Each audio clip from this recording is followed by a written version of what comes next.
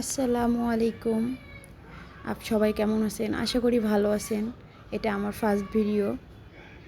জানি না কেমন হবে বা কেমন লাগবে সবার কাছে, কিন্তু চেষ্টা করতেছি যে আসলে ভুল ত্রুটি তো ফার্স্ট থেকে বা লাস্ট থেকে হয় না, সবসময়ই হয়, আবার ভালোও হয়।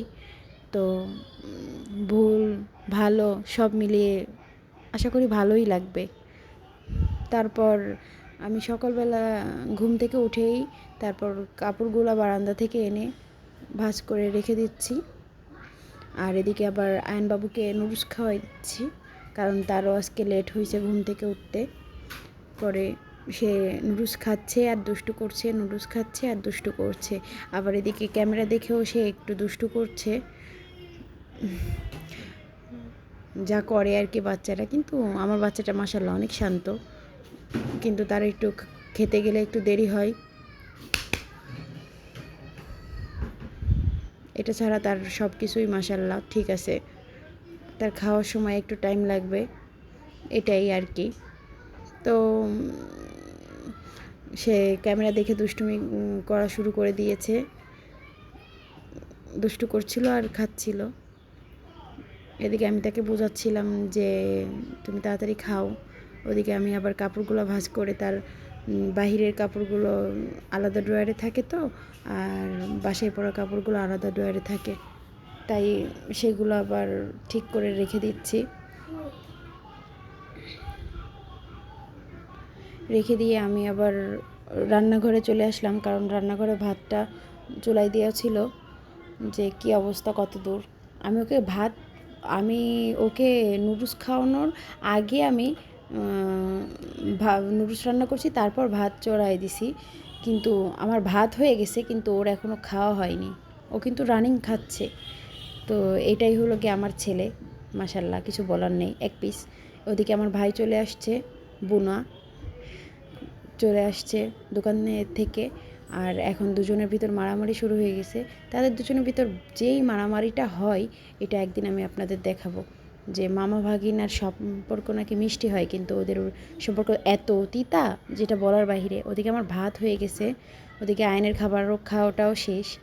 আমি ভাতটা বেড়ে তারপর রাখতেছি, কারণ গরমের সময় পাতিলে যদি ভাত রাখা হয়, তাহলে ভাতটা পাতিলের ভিতর থেকে ঘেমে ভাতটা নষ্ট হয়ে যায়, পরে আর কি খাওয়া যায় না। কারণ দুপুরে আবার রাত্রে আমি রান্না করি, তো এই জন্য আর কি। তো ভাতটা আমি একটা পাত্রে ঢেলে রেখে তারপর করতেছি।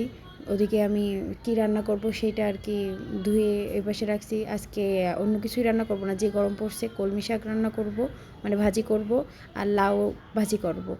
আর আয়নের জন্য 2 পিস মাছ দুপুরে খাবে আর রাতে খাবে, এই জন্য আর কি ওইটাই করব।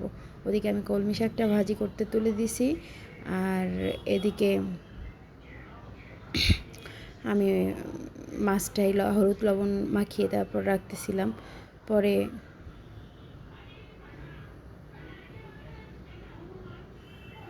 আমি চলে গেলাম একটু বাথরুমে, কারণ বাথরুমে আমার আজকে অনেক কাপড় ভিজিয়ে রাখা আছে, যেটা আমার ধুতে হবে। পরে আমি একটু বারান্দায় গেছি, কারণ আমার বারান্দায় আমার একটা পাখি আছে, ওর খাঁচাটাও পরিষ্কার করা হয়নি, পরিষ্কার করব।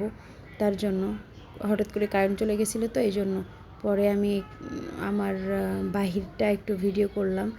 তো ভিডিও করতে যেয়ে দেখি কি ব্যাক ক্যামেরার পিছে অনেক ময়লা, তাই একটু পরিষ্কার করে নিলাম। আম গাছগুলা মাশাল্লাহ অনেক সুন্দর লাগছিল।